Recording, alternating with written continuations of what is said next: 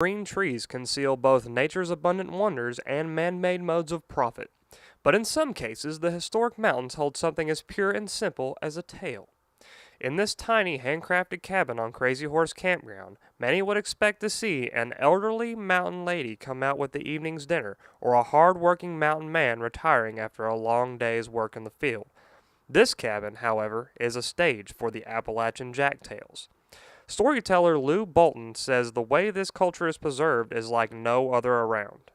It is a unique activity uh, in the sense that there's not being done anywhere else in the world that I know of, because it actually originated here, this form of telling the old Appalachian Jack Tales. It is here on a small playground in Cosby, Tennessee that the Jack Tales began their start at Crazy Horse Campground.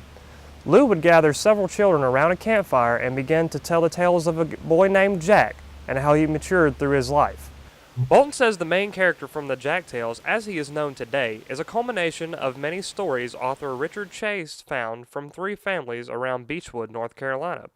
Bolton says while these tales, and even Jack himself, have deep roots, he has taken these tales and made them his own. So one of the things I've tried to do out here is to try to make the Jack Tales a little more consistent. If the Jack Tale does not have a Jack who tricks people, I will usually try to throw in a little bit of the trickster part just to make the character a little more consistent.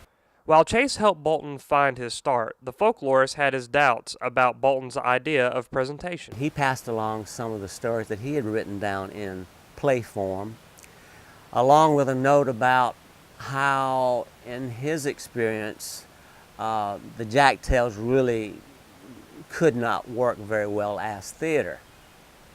And it always makes me smile when I think about that, because they've been working very well for going on 24 years here now at the campground.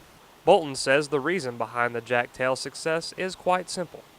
But to have them presented in a concrete way, in a physicalized way, you not only hear Jack is going to walk down the road, but you see Jack walking down the road. You see Jack encountering death. You see Jack climbing the bean tree. So it implants a more vivid image of what these tales are. What started out as a mere seed in the summer of 1977 has now grown into a tradition for campers both young and old. If they can walk and stay on stage and be cute but not take too much attention, they can be on the stage. If it's just being the rooster that crows in the morning. But whatever age, they seem to learn to become comfortable on stage, because it is more like play than something serious and professional and formal. And so they get into it, and it becomes an activity where they just thoroughly enjoy it. While Lou has known many campers throughout his tenure at Crazy Horse, he can still recall some of the first children who found not only a boy named Jack, but even themselves through the tales. One of the very first Jack Taylors that always comes to mind is Jamie, who was a very shy, dyslexic young fella. And he was too shy to even try Jack Tale at first. But then he became the rooster. And next year he wanted to be Jack himself, and wanted to be Jack from then on out. He went on into junior high and high school and started participating in plays. And then I think he went into some sort of writing field, is the way I'm remembering it now. And he and his family came back one year as a surprise. I had no idea they were coming. He brought his grandparents with him, and they participated in another Jack Tale at that time. Bolton has found that the Jack Tale characters, like Jack and his version of the Old Mountain Man, have given a new spin on life, which actors and audience alike can take from the experience of seeing a Jack Tale. I like his philosophy. I like the way that he encounters life, and whatever presents itself, he goes with it.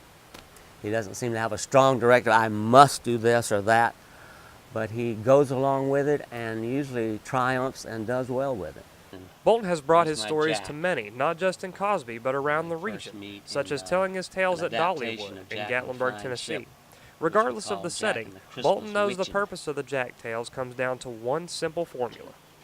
And whether they are realizing, hey, this is a part of your cultural history or not, the one thing I know they always realize is these are fun.